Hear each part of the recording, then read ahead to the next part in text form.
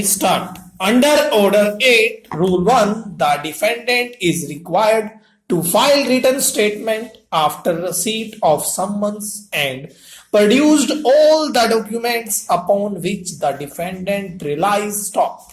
The law requires defendant to specifically plead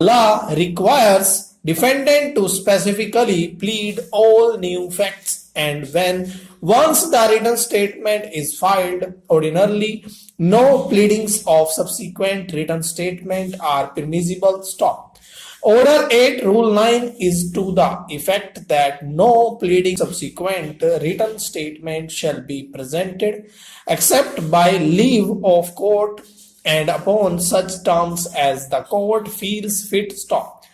Curiously, in this case, though the trial court relied to the averments and allegations in the rejoinder, plaintiff has not filed any application along with rejoinder seeking leave of the court to file such rejoinder. Stop. Therefore, the trial court must be held to be in error relying on the allegations made in rejoinder, and also was in error in drawing inferences from such allegations in the rejoinder. Stop.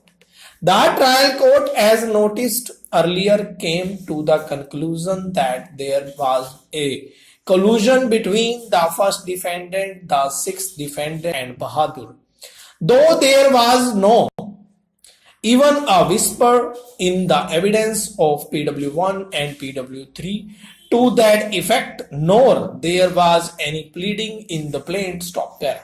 Section 19 within bracket P read with Section 20 of the Act does not permit enforcement of specific performance of a contract against a transferee of the immovable property for value who has paid money in good faith and without notice of the original contract. Stop.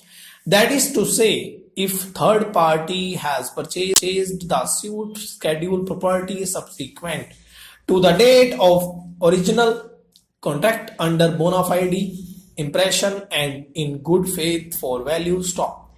In equity, the vendee would not be entitled for specific performance of the contract. Stop. When the third party comes to the court with such a plea, on whom the burden lies. Stop. The law in this regard is well settled. Stop. A subsequent purchaser is required to come to the box and make a statement that he/she has purchased the property subsequently for a consideration and that he/she had no knowledge of the earlier contract. Stop. That would be sufficient to discharge the burden. The burden to lead rebuttal evidence would shift to the plaintiff seeking specific performance of original agreement. Stop. The learned counsel for the appellant cited various decisions of various courts in support of this. Stop. It is appropriate to refer to a few of them only. Stop. Para. In case S.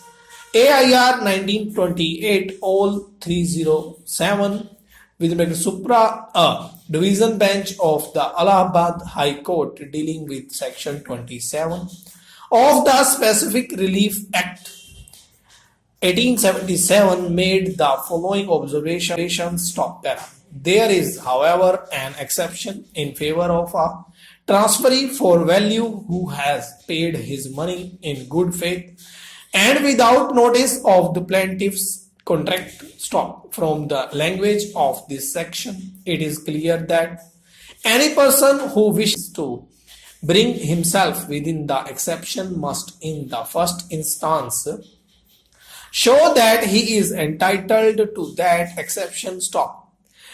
I expressed the same view in my dissenting judgment in first appeal number 183 of 1919, decided on 25th May 1923, where I quoted cases of all the high courts in support of that view. Stop.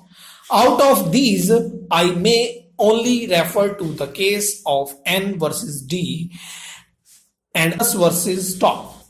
In this view of the matter, it is correct to say that the burden of proving want of notice in the issuance lies on the defendant transferee stop, but this he can do by merely denying the fact on oath, and therefore the question of burden of proof loses